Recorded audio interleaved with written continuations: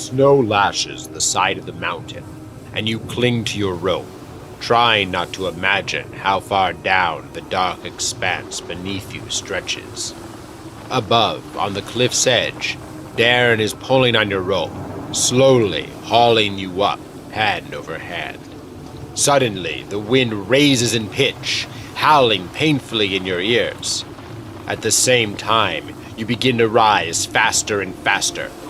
Alarmed, you look up to shout out to Darren, but the shape pulling you towards it is far too large to be Darren.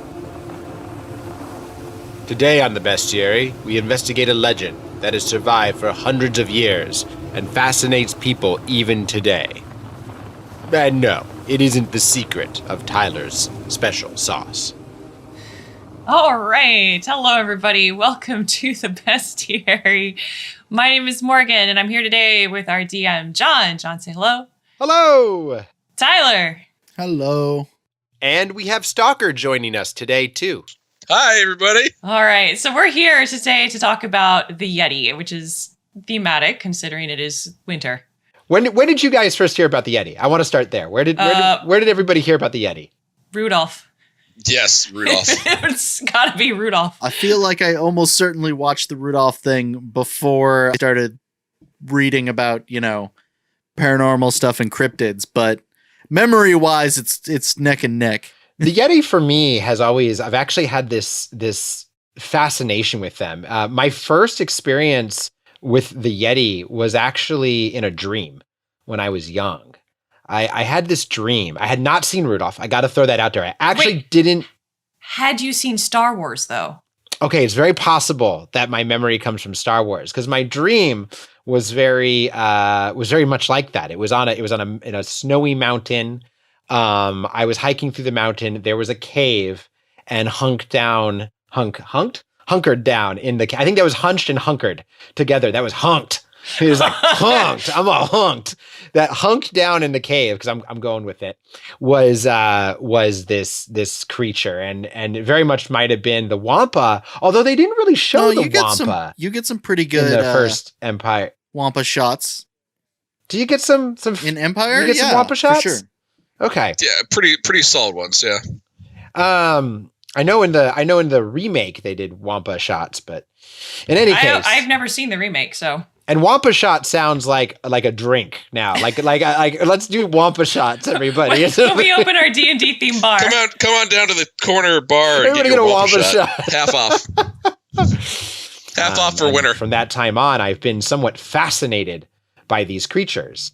And today, we're going to deep dive into the real life history of the Yeti and talk about how that connects to Dungeons and Dragons. And by the end of the show, we may discover the secret of what the Yeti are. Bears. The answer is bears. There's actually a theory that blue bears are associated with Yeti. No, I think it's gummy bears. I think it's related to gummy bears. Look, I watched that show and I don't remember seeing anything that looked like a Yeti. I remember clearly the quote from Edmund Hillary, which was Yeti, bouncing here and there and everywhere. Okay. All right.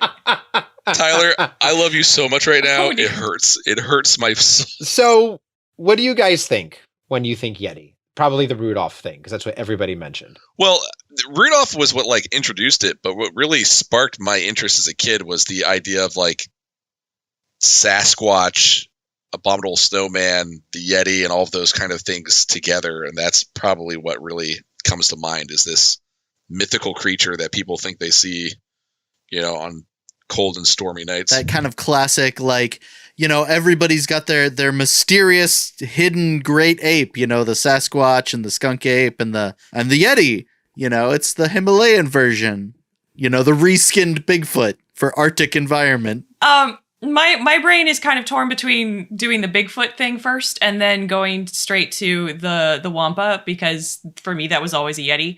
And yeah, I feel like I saw that, the Star Wars and the horrifying stop animation Rudolph around the same time, so they kind of mushed. So yeah, I don't know, but essentially, yeah, big, tall, hulking, furry, white thing with, I don't know, big teeth and claws. Well, the reason I ask is really probably the best place to start with discussing the Yeti is prehistory. And the fact that everybody has a version of a Yeti, or as I think it was Tyler who was saying, the Sasquatch. These stories of big hairy men kind of come about throughout history, across civilizations. Some examples would be Gilgamesh and Enkidu. That's a Babylonian story where Gilgamesh had to fight the hairy man Enkidu. The Cyclops were originally described as hairy creatures in Greek myths. You have Esau in the tale of Esau and Jacob from biblical legend, from Hebrew legend. You have Bigfoot, of course, which was also supported by Native American legend. You had the Batutut, which was a, probably me butchering the word, but it was a Vietnamese Yeti, essentially. Japan has legends of hairy demons. I mean, we see this all over the place in history. Would Beowulf count? Because he actually, yes, Grendel. Grendel counts. Very much so. I remember him being described as very large and hairy too. And then, of course, we have the Tibetan Yeti, which is the Yeti that became the one we talk about. One of the earliest mentions of the Yeti actually comes from Alexander the Great, who demanded to see one when he conquered the Indus Valley in 326 BC. He was told that they lived on the very top of Mount Everest and the Himalayan mountains, at which point he decided not to go see one. But that like as early as this, you get these legends, these mentions of the Yeti. And one of the things that's really kind of fascinating about the Yeti as opposed to Bigfoot or the Loch Ness Monster is it has some credibility in the sense that it is mentioned directly in historical accounts. And also a lot of the people who saw it in later years, in modern day, were climbers. They weren't real or mountaineers. They weren't really people who were seeking fame and fortune or, trying to get tourism. I mean, they wanted the mountain to themselves. So this kind of widespread sighting of the Yeti says right away, there's something out there. Well, but one of the things I thought was super interesting doing the reading that I was doing is, like we nowadays, we think Yeti and it's different. It's like the cousin to Bigfoot, just with the white fur instead. But the descriptions I was reading was that they were more fox-like colored, which would imply that they were exactly like the Bigfoots that we have over in the US with our sightings. So I just thought that was really interesting because I'd never heard that before. Yeah, a lot of what I was reading, I read an article today from National Geographic, and a lot of the descriptions from the 50s describe it, with a darker hair color. Do you guys actually know what the word means? It's a Sherpa word.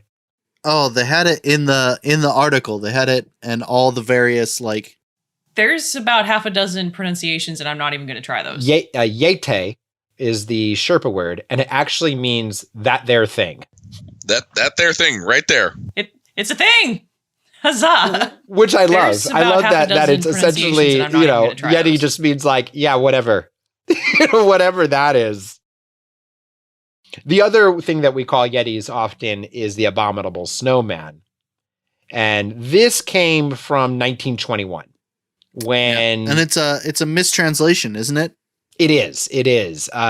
Henry Newman interviewed Colonel Howard Berry, who led an expedition into the Himalayas, a failed expedition, but he was one of the first modern reporters of these footprints that he found. What he described were these giant footprints, and the guides attributed them to Metokongmi, which is man-bear snowman. And Newman mistranslated it as filthy snowman, and he didn't want to use the word filthy in his article, so he used abominable.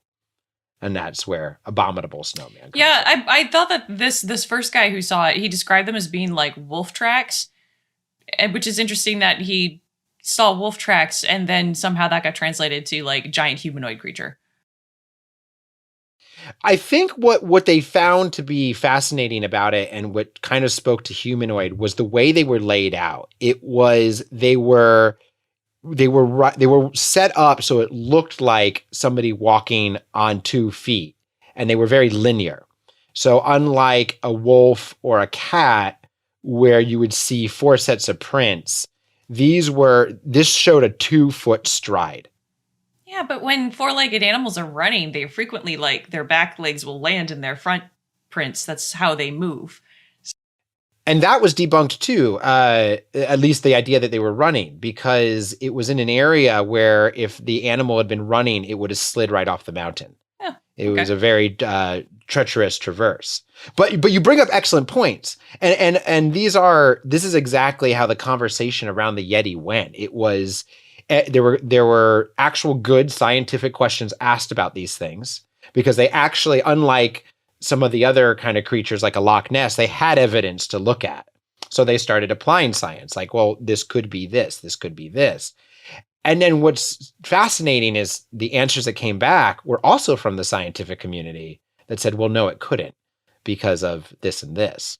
And I think the mystery of the Yeti is one of the things that I'm sort of sad they lost in Dungeons and Dragons. Yeah, no, I would agree with that. It's very much like, especially looking at, like, if you look at the like 5th edition version of the monster, it's just a Wampa, you know, it's like, and it's a giant ape monster that you fight in the cold, and it'll do you cold damage because it's cold.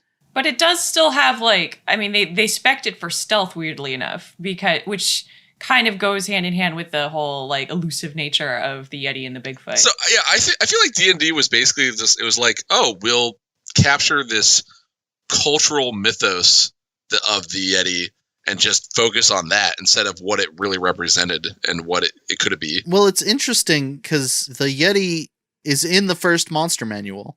So it's all the way back Redbox days. It's been in there, but not a lot of other cryptids make the cut. There's no, Loch Ness Monster. There's no, Sasquatch. So what about the Yeti makes it so different and special compared to the other variations? Did they have enough cold climate monsters? Was that they're trying to balance it out, and they're like, what can we do for a cold monster? And then they were like, oh, the Yeti would work. Or was it something else? I mean, I have a funny feeling that they were trying to bank on, like, hey, this is an easily accessible monster. Almost everybody's heard of the Yeti or the Abominable Snowman. And so it was a ready-made monster that they could easily plug in. But I don't know, maybe they were trying to get that whole aspect of this elusive, strange creature, but it just feels like it's a big, giant, like, bear. I mean, I was looking at the stats for it. It's not terribly special in D&D, so I think they kind of missed that. It reminds me a lot of, like, the Yeti in Skyrim, which is, like, the first time you see it, like, oh, cool, and then after that, you're like, eh. And I think this is the point. Like, the Yeti, of the creatures we mentioned, for instance, the Loch Ness Monster has problems because you got to go to a lake to be attacked by it. Yeah. So it's not going to come chasing after you on land it's a very specific adventure. And Bigfoot has traditionally been sort of described as shy, right? Yeah. I mean, and the Yeti, what's interesting about the legend of the Yeti is that it's described as an abductor, as a monster. Yeah, it's elusive in that we don't see it, but not that it's, like, afraid. It just, very few people who have seen it can tell the story about it. And the Tibetans actually say it is better not to see it. Right.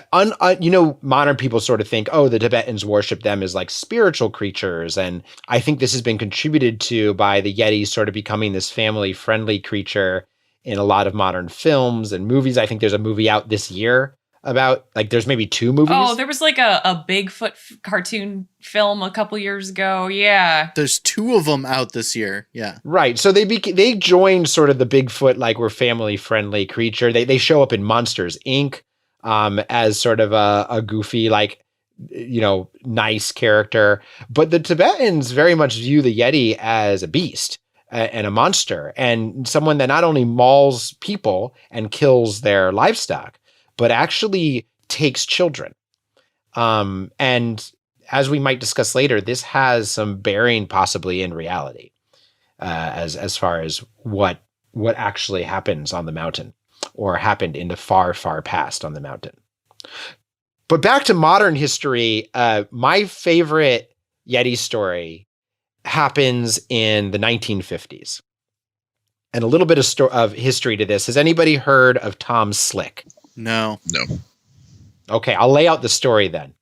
So we got to start in 1953. The British Daily Mail launches a search for the Yeti. And I got to point out how seriously people took the Yeti story. The Nazis actually went Yeti hunting. They sent a special forces group to the Himalayas to hunt the Yeti. And the reason they wanted to capture the Yeti was to prove that it was of the Aryan race. Which Of all the of all the things, but this is documented. Oh, Nazis. We must prove that this creature that is hairy and elusive is somehow a part of our master race. Like, that doesn't even make any sense logically.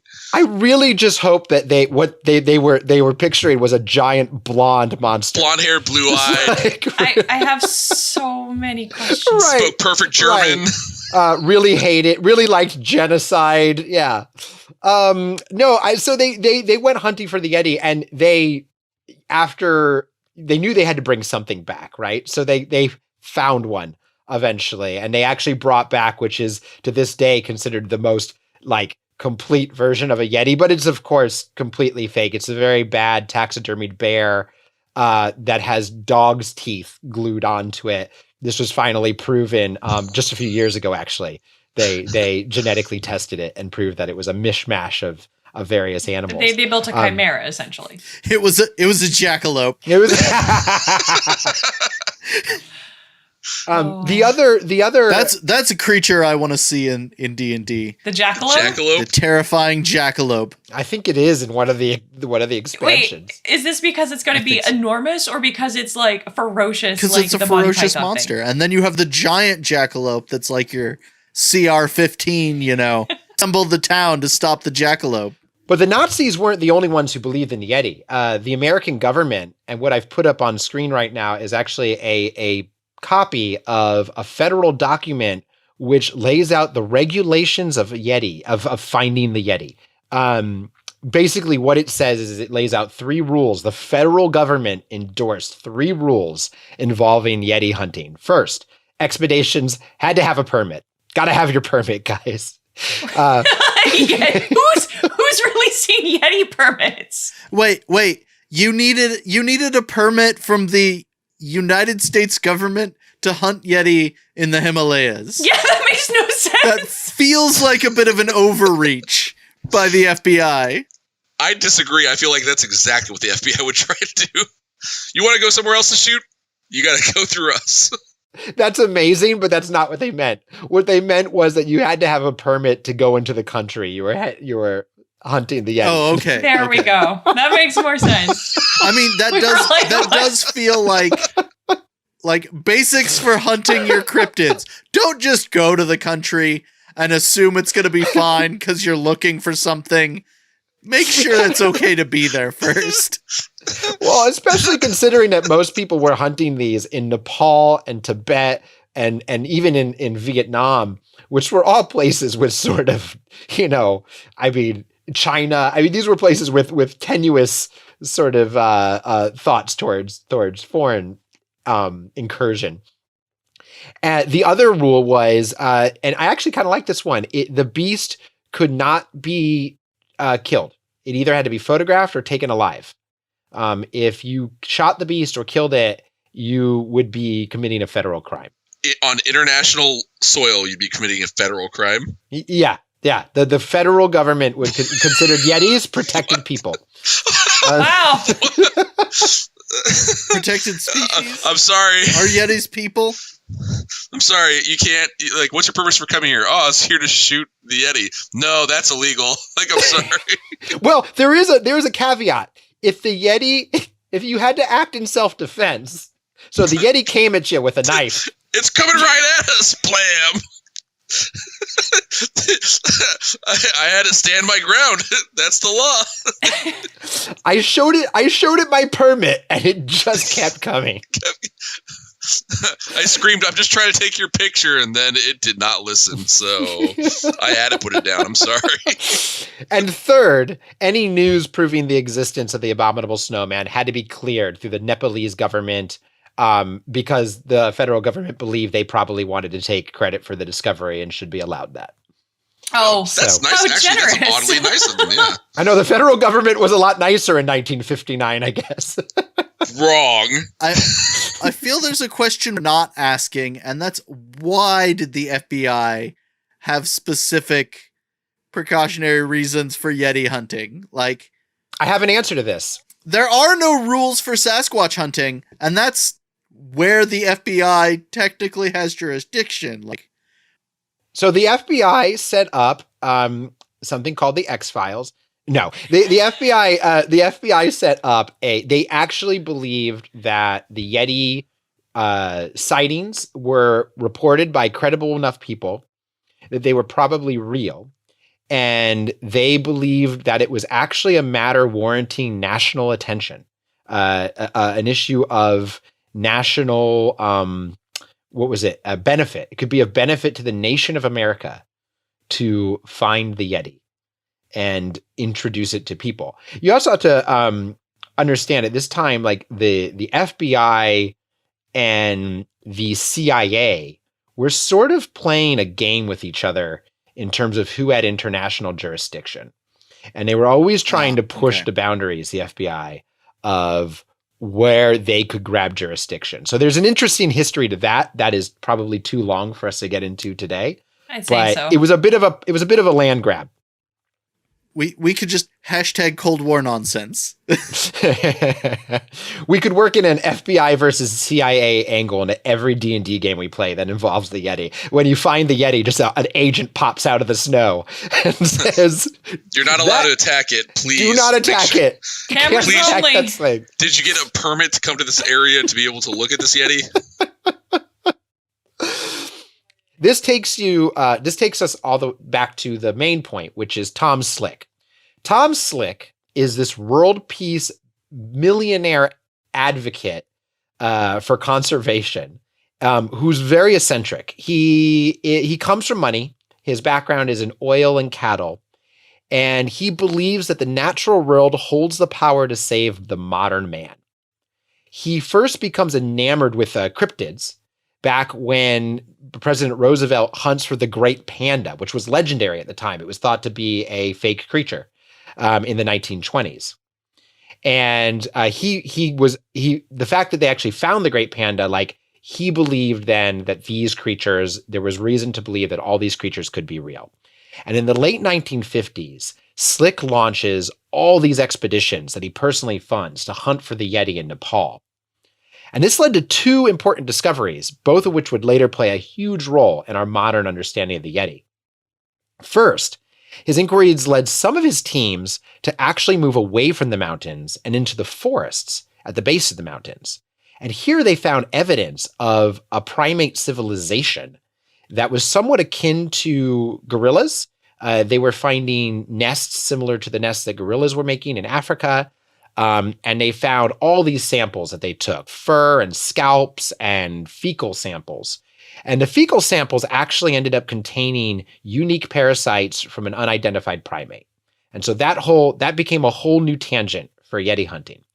But the part of the story I love the most is the second discovery, which is the hand of Peng Boucher. So there was a temple, the temple of Peng Boucher. And according to the monks at the monastery here, many years ago, a monk had walked into a cave to meditate, and when he awoke, a Yeti was in front of him. And the Yeti let him escape, and when he came back many years later, he found the Yeti dead. He collected the hand and the scalp of the Yeti and took it back to the monastery, where it remained a secret until Tom Slick was told that this artifact existed. And Tom had to have this artifact. So he went to the monks and he begged them to give him the hand. And they said, well, no, this is our religion here. We're not just going to send this back to America, no matter that you have a permit. So he concocted a scheme with fellow explorer Peter Byrne and none other than actor Jimmy Stewart. This is where the story gets kind of interesting. Jimmy Stewart was on vacation at the time in Calcutta, and he got those two to work together to go to Pang Boucher, where they got some of the monks drunk and convinced them to let them take two of the fingers off the Yeti hand and replace it with human fingers so no one would know. And then Jimmy Stewart smuggled the fingers, the thumb and the phalanx specifically, and smuggled them out of the country in his luggage, where he gave them to a primatologist in America. The primatologist performed tests on the bones and concluded that they were not human, but that he needed to run other tests. But then the finger bones disappeared from his lab. Now, Tom Slick, before he could further the investigation, he was flying in a private jet, I believe in Canada, and the jet literally disintegrated in midair, and he died. Clearly attacked by Yetis. Now, what I love about this story is how it comes back around. So in 1960, Edmund Hillary, the famous mountaineer, who had first seen Yeti tracks in the 1950s, along with his Sherpa guide Tenzing, went on a new expedition with Marlin Perkins, who was a zoologist and the head of the Lincoln Park Zoo. And they were determined to prove or disprove the existence of the Yeti. And they spent 10 months exploring the mountains. And because of Hillary was actually a huge advocate for Sherpa rights. He's the one who started creating life insurance for Sherpas on these expeditions. A huge conservationist, really good man. And the Sherpas, as a thanks, actually let him have borrow some of their artifacts of the Yeti. And he took them to America, and he tested 3 different scalps that he'd been given and found out they were not from Yetis. They were from mountain goats and well-known bears. He was also given the hand of Pang Boucher. And this is where I love it. Nobody knew at this point that the fingers had been replaced. And he happened to test those fingers and said, these are human. This is a human hand. And so they returned the artifact, believing they had debunked the entire mystery. Nice. I love how that came back around. What a hilarious set of circumstances. That's just so perfect. It's a comedy of errors. It's a real life comedy of errors. And later on, it was revealed that the hand had been tampered with, but at this time, the hand was actually stolen again from the monastery, and it forever went missing. I mean, why would you want a hand? Actually, it was kind of a side note here. I believe it was the people who did the special effects for Lord of the Rings. They built a new hand for the monks and gave it to them in the 2000s. So that the hand of Pang Boucher is a replica at this point in time. Nobody knows where the original is. What about the scalp of Pang Boucher? The scalps, yes. The scalps were found to be mountain goats or bears. Well-known bear. Yeah, the scalp of Pang Boucher was one of the ones that Hillary was given. Oh, okay. Okay. And they were returned to the temple and are still there to this day. I'm just curious, like, how did D&D screw it up so badly to just, like, the Yeti, it doesn't seem to be a very common monster, or are we running the wrong campaigns? Well, I think the Yeti is it is a snow beast. So you have to be running a campaign set in snow. Right. To run this thing. I mean, you could potentially run a campaign in the forest and call it Sasquatch, right? And just maybe remove some of its cold-based abilities and throw in the Yeti. But I think, again, sort of the thing that makes the Yeti unimpressive, because its stats are not bad. I think, what is it, Tyler? A CR? It's like a CR5? It's a CR3, but the abominable version is CR9. Oh, there's like an upgraded version of it. Yeah, that's right. And I like some of the description they're given. I mean, you hear this howl off on the mountain. It carries over the wind, and only the mountain people know that is not the wind. It is the Yeti coming on the hunt, and they smell you over the wind, and they lay in wait under the snow. And burst out at you. I love giant trapdoor spiders. that wall looks a little weird. Oh, don't go near there. But I think I think again though, what they've missed here is that the fascinating thing about the Yeti is not the finding of them. It is the search.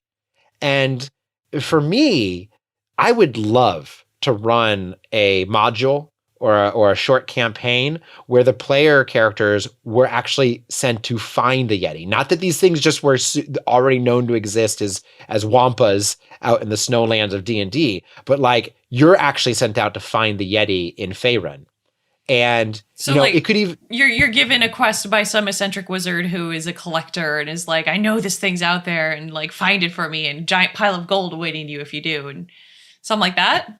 Yeah, or you work for Faerun's version of the FBI, and they say, you know, if you can find this creature, it legitimizes our operations against the SIA, the secret initiate acolytes of Faerun. It'd be the Harpers and the Zentarum, right? There you go. Or maybe you're even journalist, right? You're hired by Volo he's got or Mordenkainen, right? Who wants to add this monster to his codex, and he sends you poor saps out into the snow to find this thing. And I mean, it would be great if such an adventure even did things like maybe when the adventure starts, the DM actually rolls some dice and the results are randomized. So every time you play it, it could be a different thing. Maybe this time it's a hoax. Maybe this time it's real. Maybe this time it's a spirit monster.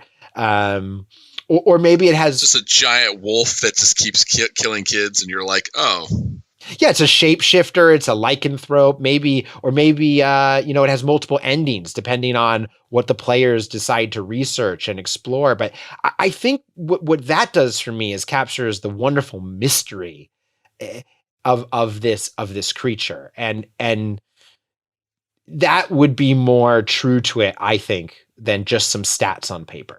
So you could have like a whole bunch of red herrings to make people think it's different things, and then like at the end, it's like, well, is that really it? And it's like, Yeah, right. You could go anywhere with that. It could be. I mean, the mystery of the Yeti might be solved by the players, or it might continue, and they may just become a part of its history. Yeah. Or if you're in my campaign, their cold bones litter the mountainsides for the rest. Yeah, that one. Yeah. It's definitely that one. It's the cold bones one.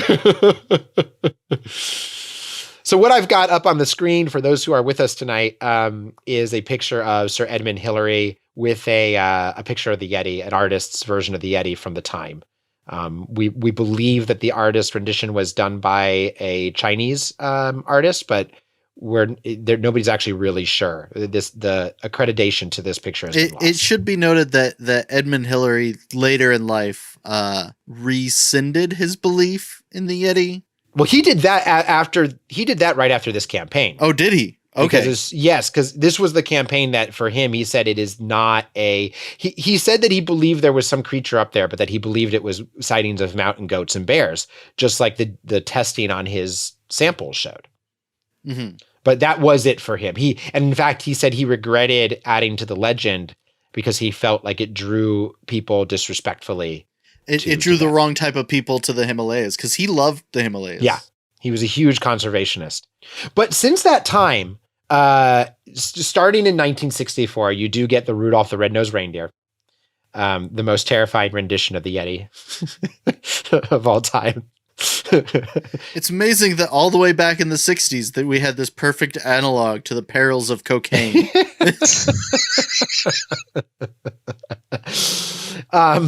And that's where the Yeti kind of he really exploded after that, I think, into, I mean, he'd already entered popular culture, definitely. Like I said, there were expeditions looked for it, and the nation was sort of caught up in an ironic Yeti fever.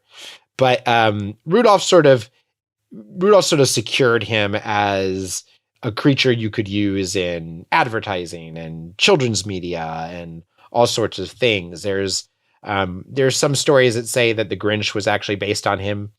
Lives on a mountain. He's green. I can see that. Other than the green, yeah. Yeah, aside from the green, but that's a very Seussian thing. I mean, but think about it. Otherwise, he kind of looks like a Yeti. Yep. Yep. Okay, that makes sense. That checks out. And he shows up, of course, then in D&D, which is not that much longer after that. And I think these are coming up on screen are the first images of the Yeti.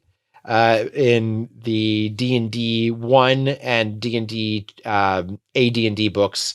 The AD&D book is the more muscular, like totally looks like he's a fit dude with a... Looks like a gorilla wearing like... A human suit? It kind of looks like... It kind of looks people like if Vin Diesel had more facial hair. Like if Vin Diesel ever grew a beard, this is what he would look like. Vin Diesel grew mutton chops. Yeah. I mean, you could even hear him talking like this, I am Yeti. Oh no! Oh, so bad. Get out of here! Oh, John, no, I'm gonna ban you, kick you out of the chat. The other Yeti actually resembles more closely old Tibetan art, and kind of, I mean, aside from the scared people holding spears that he's snapping into, but like it sort of holds more in common with that. Well, I'm seeing here that like, and this is in the ecology episode, that they radiate cold. No, they don't radiate cold. They absorb heat. Okay, because the direct quote here is, "You fought a Yeti, right? Have you ever noticed that a Yeti seems to radiate cold about him?" Mic drop.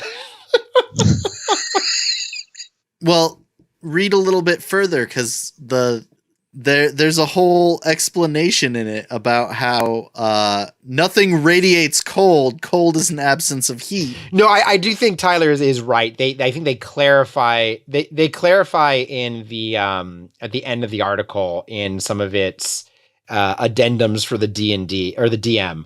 I believe that's where they say, oh, actually, it just radiates heat or it sucks up heat despite what people think. Here it is. It's on page 60 of the Dragon Magazine issue 127. Yetis absorb heat from their surroundings.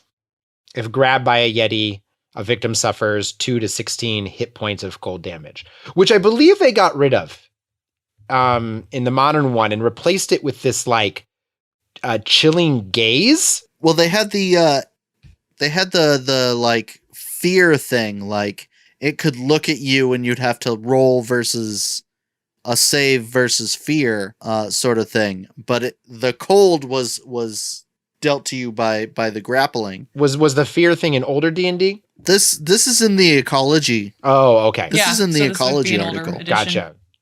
Because D&D 5 gives the Yeti, it gives it, first of all, fear of fire, where if you hit it with fire damage, it then has disadvantage on its next turn. It also has... So you need a wizard with fireball. Mm-hmm. Yeah, or I mean, just a dude with a torch. I mean... you need a wizard with magic, or just fire. No, a torch. Just plain old fire. Let's build a campsite. Keep it away.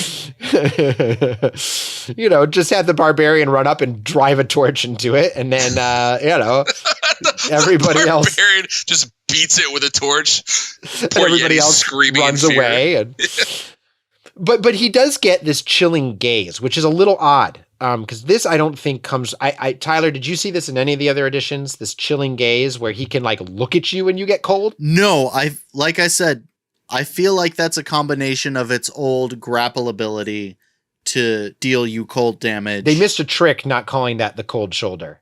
I was really sad when I read that and it wasn't called the cold shoulder.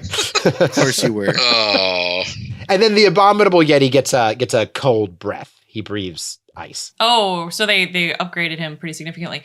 The gaze thing though, am I mistaken? And because I thought when I read it, it was part of his multi-attack. Like if he used it, then he would still get another attack. Yeah, which actually is really good. And this is one thing I was going to disagree with you on. I do think that the Yeti is a really tough opponent, at least for lower level characters, because the Yeti gets to make 2 claw attacks, which are pretty significant, easy. He can hit with them pretty decent. And he does 2 types of damage with it, slashing and cold. And then he can use his chilling gaze as well. And so he basically gets 2 melees and a ranged attack, which makes him one, he gets to attack 3 times on a turn. And 2, he's a pretty versatile creature because he can close with, say, your barbarians and all them. But then he can look at your wizard and freeze him. So that makes him pretty deadly. I think the only thing that makes him weak is he doesn't have a lot of hit points and his armor class sucks. Yeah, he's only got like a 56 and his AC was what, 12? 12. Yeah, so I mean, I think one-on-one it would probably be a tough fight, especially if you're a mid to low level character. But if you're in a decent sized party, it's like, unless there's a herd of Yeti, what is a plural of Yeti? It's Yeti. Is Yeti the plural Yeti. or is it? Yeah. Well, would it be? It ends on an I. Wouldn't it be just Yeti? Yetis? Multiple Yeti? Would it just be Yetis? Or what is a pack of Yetis called? Oh, yeah. What's a pack of Yetis called, guys? A 6-pack, because they're abdominal. Okay. No, Stalker. Well, this one that looks like Vin Diesel is called a 6-pack. Oh my God. I mean, it would make sense that there isn't a term for like a group of Yeti because they seem to be solitary creatures. They're like stealth monsters.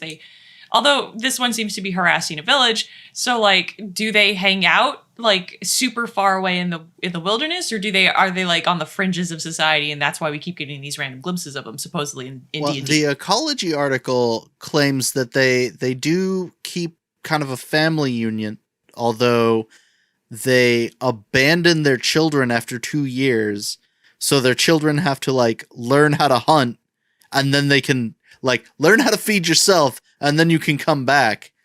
But they do keep small family units. Okay. Wasn't expecting that. They try to stay away from humans unless hunting becomes scarce. The ecology article lists like that makes it, there's interesting uses for Yeti. Like if the hunting become like, you can kind of manipulate them into attacking, like there's a town you don't like. Well, if you just kind of leave them a trail of food, M&Ms. Yeah, animal parts, they'll like follow the animal parts to this village and, like eat a child. You can overhunt an area that you think there are Yetis and kind of force them to forage away to, people that you want to get killed by Yetis. Seems like an awful lot of work. I think a pack of Yetis is called Someone Else's Fault of Yetis. One of my favorite Yeti pictures I'm going to throw up next. This is actually from the cover of Dragon Magazine. I want to say 109, maybe. I just, for those who can't see it, it's this dude who's about to get totally owned by a Yeti. Oh, it's your favorite. It's your favorite dragon cover. It is. I just love that this guy looks like, you can just tell how this is going to end right away. Like, this guy rolled a 1 on initiative. The Yeti, he's packing about 10 hit points on that scrawny body of his. He looks so timid too. Like, this Yeti is going up against a guy that was like, I did not want this life. This is not the kind of life I wanted. I wanted to be a farmer. This is like a stuffy aristocrat who put on his dad's armor and went out to go do combat. He just looks really out of place. And with my current mustache, I think I'm going to cosplay as him. Your mustache is fine, but I'm calling Mustache Victor. Is that your new name? Mustache Victor? Yes. I am now known as Mustache Victor. Mustache Victor. Okay, write that down for a character name because I feel like that's my rogue, my gnome rogue, Mustache Victor. That's straight up like a warlock villain. Do it. So returning to the real life lore, the search for the Yeti got actually reignited in the late 2000s. And with modern technology, with DNA sampling, with all these new tools we have, people revisited the Yeti and began to really try to determine once and for all whether they exist or what they were, where the legends came from. And actually, there's been some pretty good definitive answers. First of all, the forest search that was started by Slick back in the 1950s, they ended up finding out that there were Yeti-like footprints in the forest. And what had thrown people off for years about these footprints was that it looked like a bear track or maybe a giant primate track, and it had this thumb. The thumb was what threw people off. They couldn't match a track of this size to a creature with a thumb. So that's why they kept calling the ape angle. Right. until a modern zoologist, his name is Daniel Taylor, and he just wrote a book called The Yeti, The Ecology of a Mystery. That's the guy I read the Nat Geo article on. So Daniel looked at these tracks and he said, well, are there bear in this forest? And it turned out there were bear that climbed trees. And that was the clue. That was the last bit of the puzzle, because bears who climb trees actually have the ability to essentially dislodge a digit down to make a hand-like paw to grab the trees. Ow. Yeah. And these tracks were linked then to the bears coming off the trees, and they matched what it would have looked like when the bears came off the trees. So the mystery of the forest Yeti has pretty much been solved. As far as the mountain Yeti, DNA tests have shown a few interesting things. There's a theory out there that the Yeti was some kind of growler bear, which would have been a mixture of a grizzly and a polar bear, a genetic strain that is believed to exist, but there's yet been proof of it. Barring that, all current studies, DNA studies, have shown that the Himalayan Yetis are either black bear or Tibetan bear. Not black bear, sorry, Tibetan bear or Asian brown bear or blue bears. So different strains of bear are basically coming in. And the mystery of the linear footsteps was also solved, which it has been shown that bears, and this is a very recent study on how bears walk. I mean, this is a thing. Like I didn't know that like it took us till the 2000s to be like, have we studied how bears walk? Has anybody done this? Is that a study? Can I get grant money to study how bears walk in the 21st century? Turns out you can. And what they discovered is that bears will often actually put the back paw into the front paw when walking. And because they are a little bit behind, it creates an elongated, stretched footprint. Kind of what Morganite was saying back at the beginning as a suspect. So that explains the idea of, they're not really walking on two legs all the time, although bears can do that. They are really probably just stepping in their own footprints. But the final, and what I find the most interesting discovery, was this discovery of a third kind of Neolithic man. So we all know about, the Neanderthal, and there is also a strain of human that's related to the pygmy. But then there is another strain called the Denisovan. And the Denisovan is known for having inhabited mountainous regions. And what makes the Denisovan unique is genetically, and they've been able to identify this creature off of a single finger bone and a set of molars. That's all they have to show that this creature exists. But genetically, they show it does exist, or it did exist. And the Denisovan had a gene called the EPIS1. And what happens when most people go to a higher environment, the air is thinner, they don't do so well. And you can, over time, acclimate to this. But what happens in most Western people is you don't really fully acclimate. Your body produces more red blood cells to bring in more oxygen. The problem with producing more red blood cells is that eventually your blood becomes soupy, like the texture of honey. That's not... And then you have heart problems. Yeah, it's not so good for your heart. Yep. Not really great. Most of us Americans are already really good at making our blood like honey through other means. So we definitely don't need the extra help.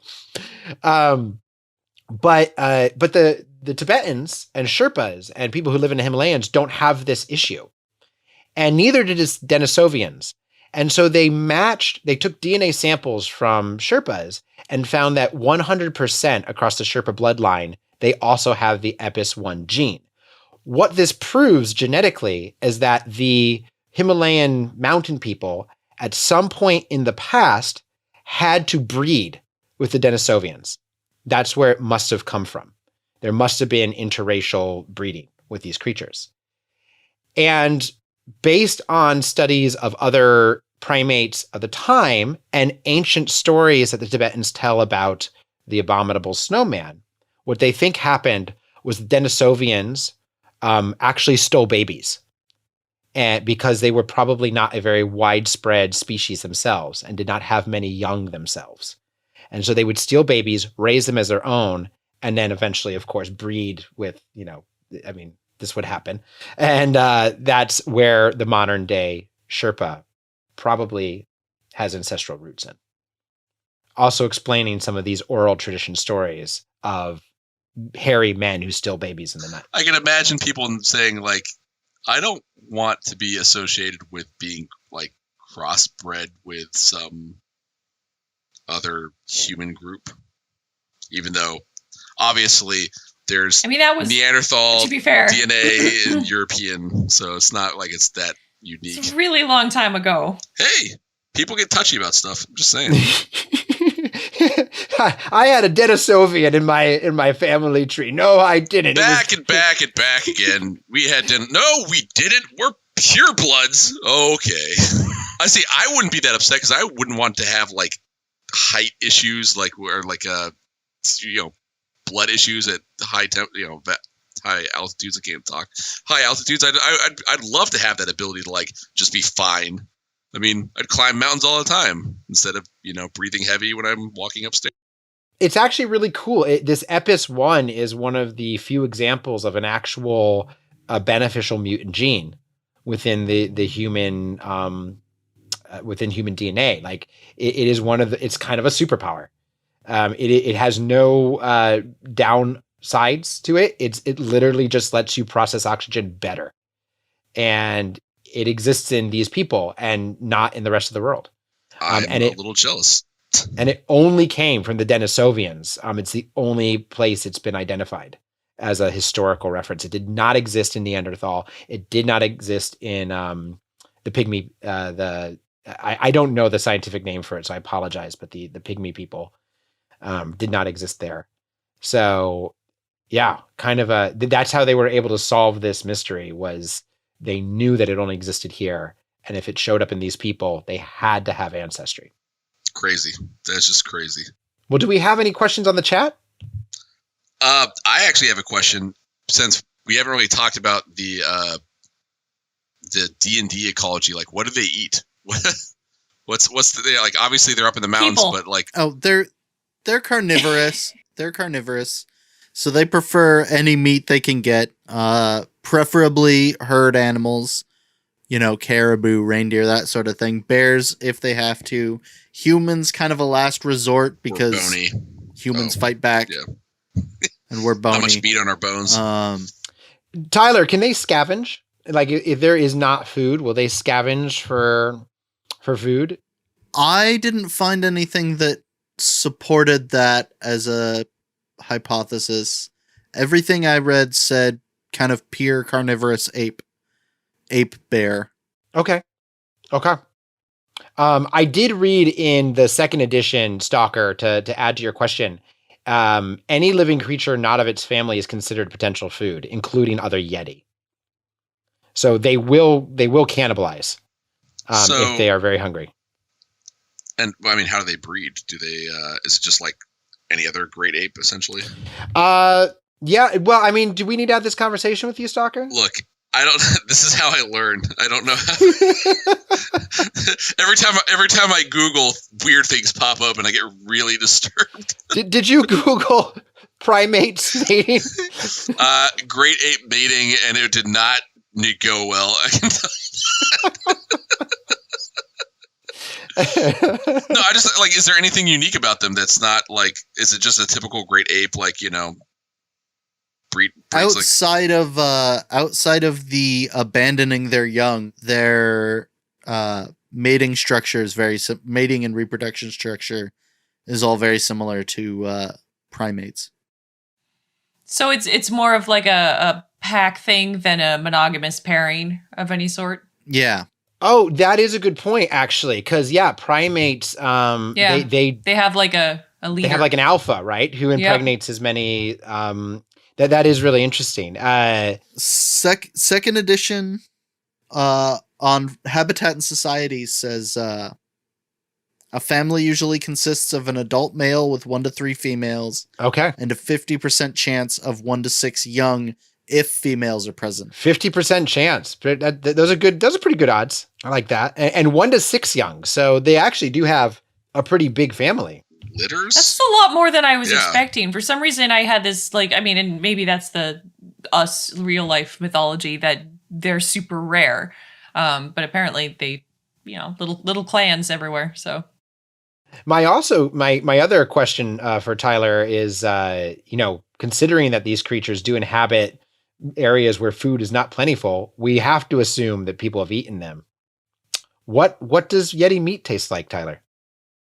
I think Yeti meat is going to be one of those that you want to think that it'll be good, but it's going to be high in fat, because it's going to have that blubber layer. Plus, insulation. I'd have to double check the Dragon Magazine article, but I feel like the whole property of heat absorption is going to make it hard to cook, because rather than right. Cooking, it's just going to absorb the heat. Right, because that's last? a natural ability, right? That's not magic. Would that last after death, though? The Dragon Magazine article says loading. It fades away gradually after a Yeti dies. So there'd be some age process for the meat. Required You would have to aging. jerky it.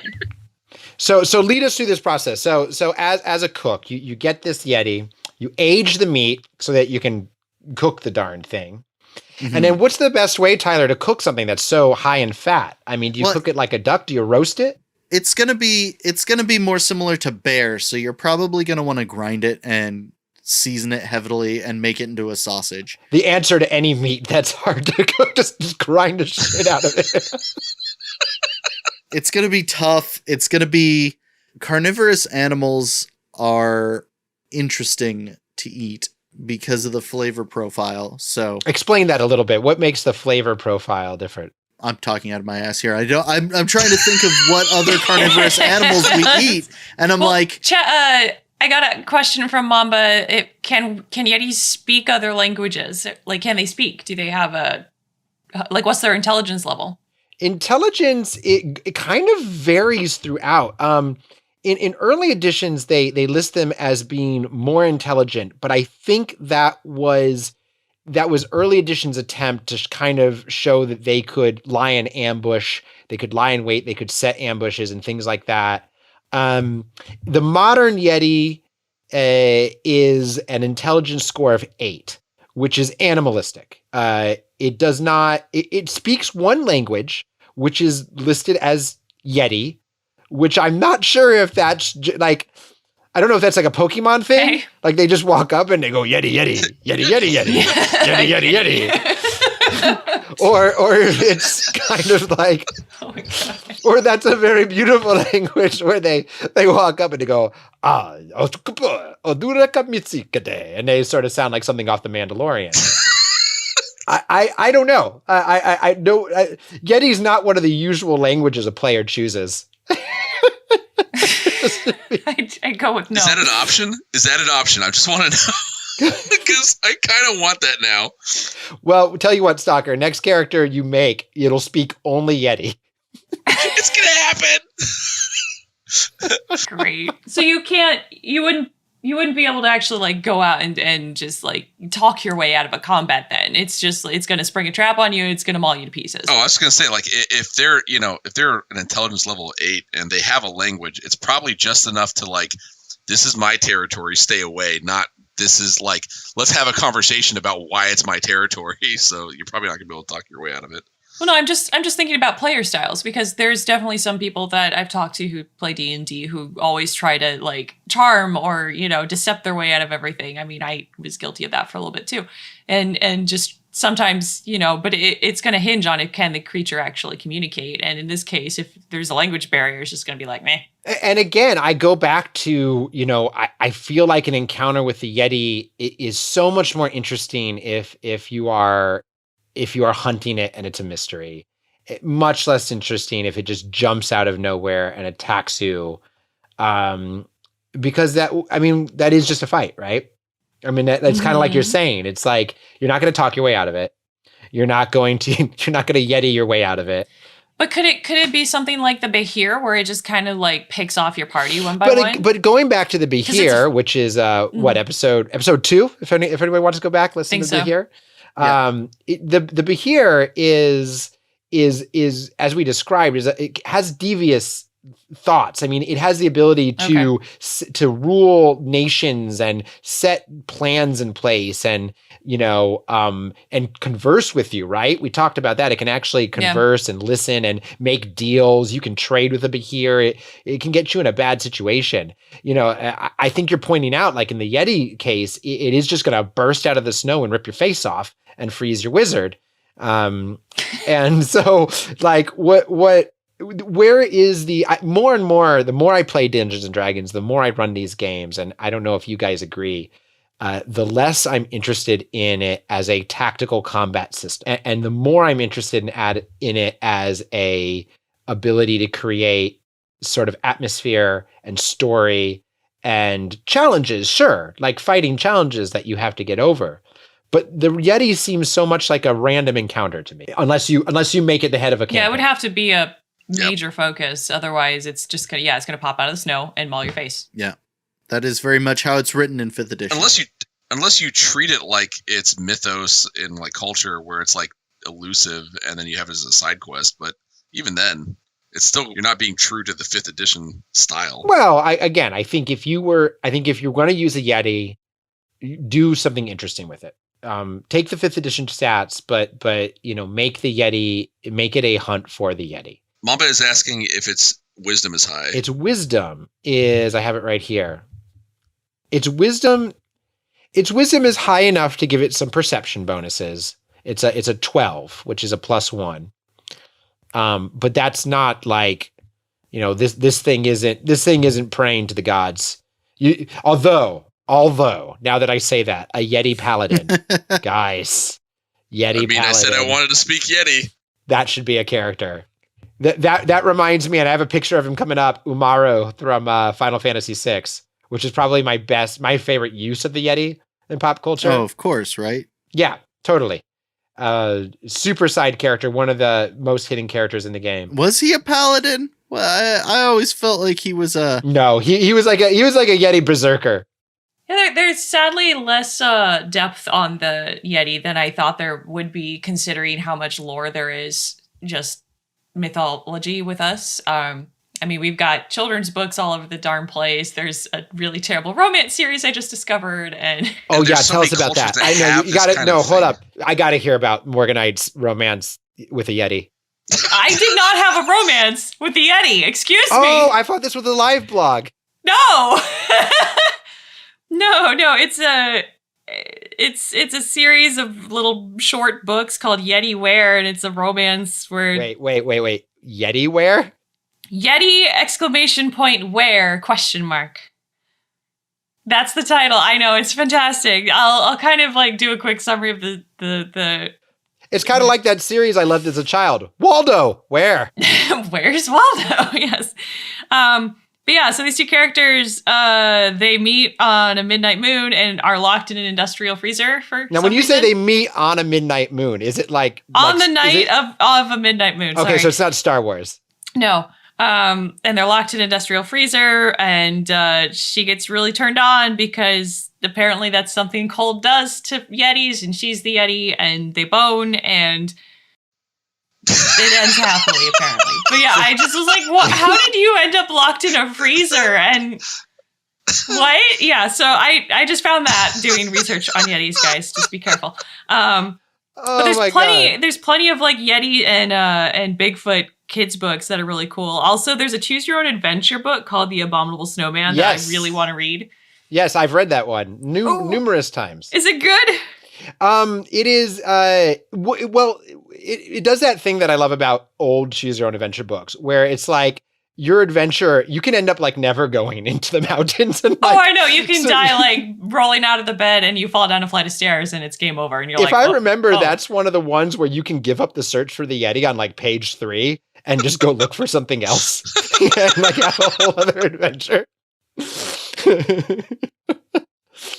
And I believe there's also like that is one. I do like this about it. It's kind of like what I was talking about, the D&D thing that I'd love to run. Like, depending on your choices, the Yeti you meet can either be a monster that like kills you, or you can end up finding this like very intelligent Yeti family. And there might be even an ending where you end up in a freezer with the Yeti. I mean, just know, if you end up in a freezer with the Yeti, you're going to have a happy ending. You know, well, I feel like depends on your mythos. Oh yeah, and I just found the Graham Hoyland book that just came out, the Yeti: The Abominable History. I'm gonna have to add that to my list. I'm really curious. But yeah, anyway, I'm just kind of sad that there isn't more depth to it, because they could have done a lot more with it in D&D, I feel, than what they did. And I'm just curious as to like how that disconnect happens. Just laziness, maybe? I mean, they spend so much effort on things like beholders that I guess they're just like, Yeti, just throw it in there. We don't have to think anymore. Done. All right, next one.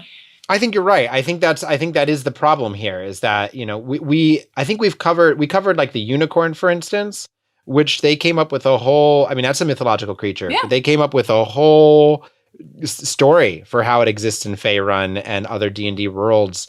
And, you know, the Yeti, they just kind of, it was weird. It was like they said, oh, well, you all know the Yeti is from Tibet. Like, he just kind of landed over here. I've been silent for a minute, partly because I was doing research. I wanted to find a freezer and a Yeti. A freezer and a Yeti. You could call it a passion project. Dungeon Magazine number 8 had an adventure with a Yeti, so I wanted to see what does an adventure with a Yeti use it for. I finally got to it. Mountain encounters. Roll a D100. 1 to 10 is 1 to 2 Yetis.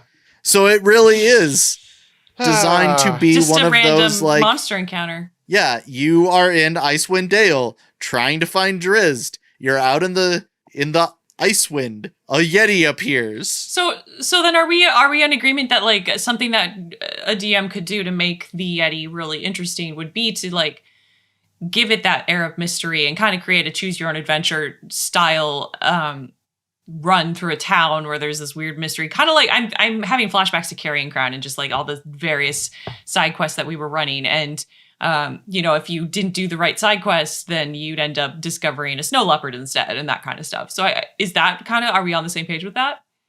How would you make it more interesting? I would love to write a campaign like of maybe 4 or 5, like maybe a 4-book campaign, which 4 modules, right? And each one was a search for another cryptid. So you hunt the Bigfoot, you hunt the Loch Ness Monster, you hunt the Yeti. And I think when you start thinking about that, one of the things that makes these creatures interesting is not the creatures themselves, right? It is the environment.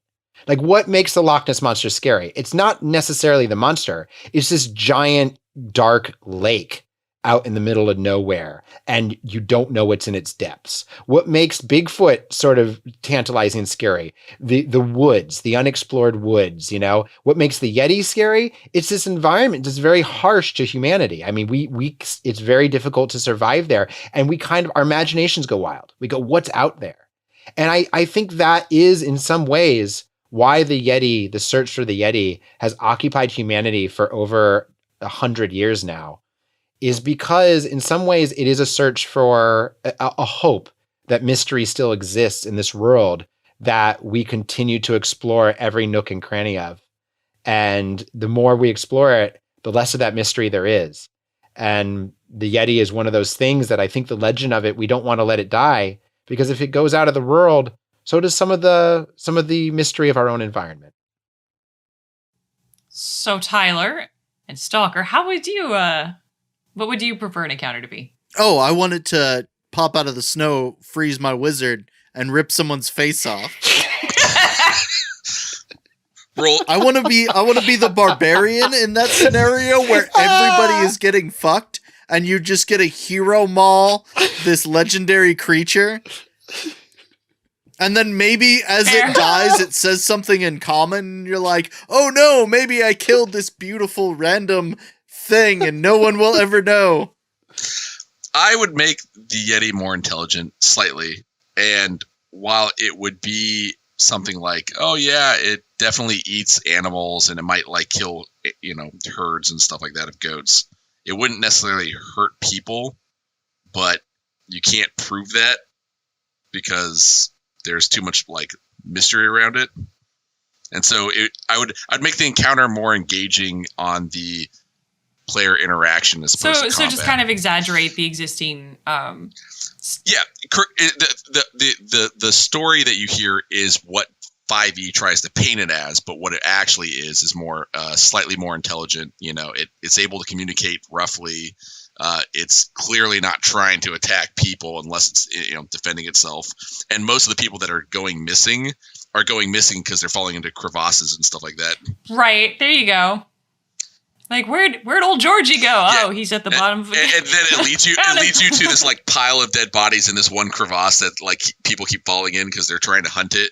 And it's like, yeah, take its loot. Go ahead. They're all dumb. I don't care. Yeah, I think it would be interesting if you could like encounter one that was intelligent enough to talk. It would just be different, I think. And I do feel that they nerfed it pretty hard, I feel. I mean, they probably just threw it in because they needed ideas.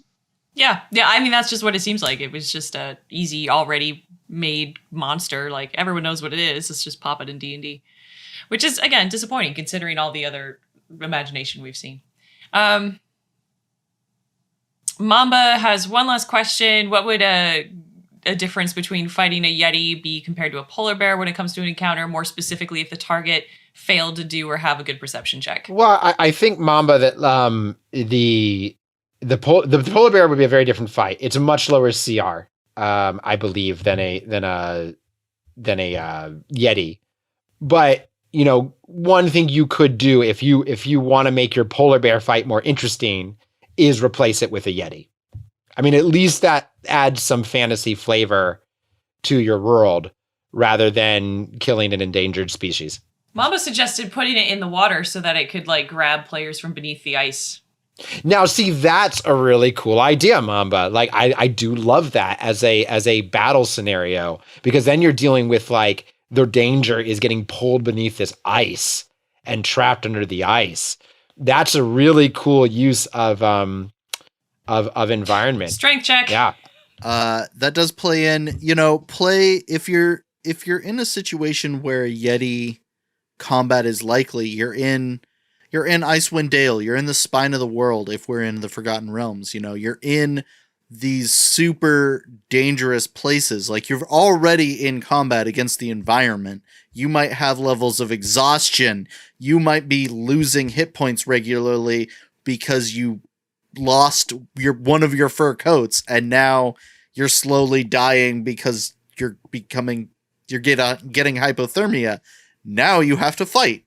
So you're already at a disadvantage going into this fight. And yeah, I think maybe trying to use the environment more. Like, I mean, we've said popping out of snow. Like, what if you're crossing a lake or something and it lives in a cave that's like next to this lake? And I mean, that could make it 10 times more interesting. All right. Well, have we explored the mystery of the Yeti? Have we solved the mystery? We've solved the mystery. It's bears. It's Fair. Still a good creature I feel like it's a good creature to use. It's got a lot of potential. You got to look deeper than what's written on the page. Which is actually a really good lesson for DMs in general, and one that I don't know that we've gone that much into in the Bestiary before. So I'm glad we got to go into it here. All right. Well, I think that wraps up our episode on the Yeti. Yeah, we don't have a next monster picked quite yet, do we? No, we do have a date. January 13th. It is Keith Amon. And he's the author of Monsters Know What They're Doing, which is combat tactics for dungeon masters. And it's basically, it goes into monster kind of culture and psychology, both to show you how to run them in combat so that they feel more like monsters, but also how to run them in combat to make more satisfying combat. It's a really cool book. It's also a blog, so you can read a lot of them for free. It started as a blog, I feel like. It did, right? It did, yes. I've personally, I know I've used it researching the bestiary here. So free plug, like it's very good at like to jump on what John was saying. I feel like it helps world build with your creature fights. And I should be clear too, this is not a small book. It's 560 pages. Wow. So it covers, I mean, it's almost a companion to the bestiary. It takes a different look at it than we do. It's very combat focused, but if you're enjoying this show, you will really like this book. Awesome. So, and you can already get it, I think, on Amazon. I was showing it. Perfect. So yeah, if you want to get a heads up on who we're going to be talking to next time, give that a read. Let us know what you think. Pop in, join the conversation. We'd love to have you. So we don't have a set monster yet. We'll figure that out in the next couple of. Yes. Okay. He has been All right. away for the holidays, but he will come back and let us know. Okay, sounds good. So January 13th then. And one more announcement for everybody. Starting in 2020, we're going to start doing the bestiary twice a month, as opposed to once. And that is because it's actually been a pretty popular show and has gotten a lot of good feedback. Thank you if you're somebody who's been on watching us. You like us. You really like us. Well, they might not like us. They like the show. They like us so much that it hurts, John. Stop ruining our dreams, John. But I did want to let everybody know we're going to bump that up to twice a month. Well, thanks for joining us for the Yetis. Stalker, Tyler, John, as always, it is wonderful to have you. And all y'all in the chat, thank you so much for hanging out and for making us laugh and giving us some questions. We really appreciate it. So until next time. Have a great night, everybody. Bye.